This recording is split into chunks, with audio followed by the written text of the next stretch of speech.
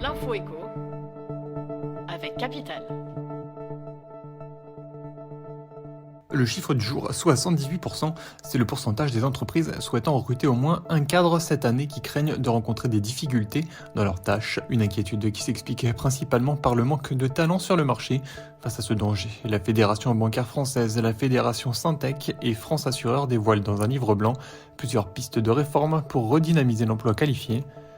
Parmi les axes abordés, augmenter le revenu disponible des cadres, par exemple en abaissant les charges sociales salariales sur les emplois payés entre 2 et 4,5 SMIC, réviser régulièrement les diplômes pour les aligner avec les compétences requises en entreprise, développer l'apprentissage et la reconversion professionnelle. Plus de détails sur capital.fr. Le coup de gueule du jour est poussé par les pharmacies en ligne. Depuis l'élargissement de la vente des autotests au supermarché, des pharmacies ont mis en vente ces dispositifs médicaux sur leur site internet, sauf qu'elles n'en ont toujours pas le droit.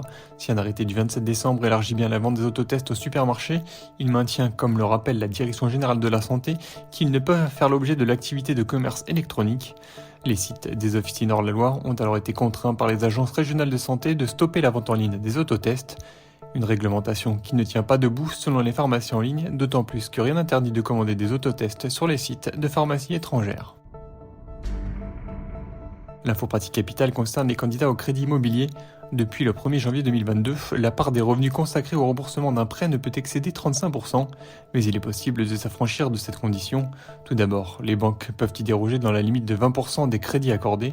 Surtout, elles disposent d'une palette d'outils pour faire rentrer des dossiers non éligibles dans les clous. Par exemple, en lissant les différents prêts souscrits, c'est-à-dire en les regroupant sur une durée identique afin de diminuer la mensualité totale, ou encore en accordant des prêts à taux progressif pour les profils avec une carrière prometteuse. Votre banque peut enfin prendre en compte jusqu'à 100% de vos revenus locatifs ou intégrer vos revenus variables pour faire passer votre dossier. Et on termine par l'incroyable révélation faite par un employé américain sur son temps de travail. Embauché juste avant le Covid-19 par un cabinet d'avocats de taille moyenne, ce spécialiste des technologies de l'information a pour travail de traiter toutes les preuves numériques recueillies pour les procès. Le cabinet voulait qu'il soit le seul à avoir un accès administrateur au cloud mis en place, mais très vite il s'est rendu compte que son travail serait loin d'être chronophage. Avec le télétravail, l'employé va développer un script afin que son travail soit automatisé.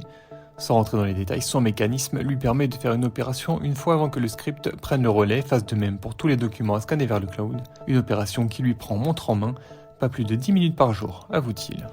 C'était l'info éco avec Capital.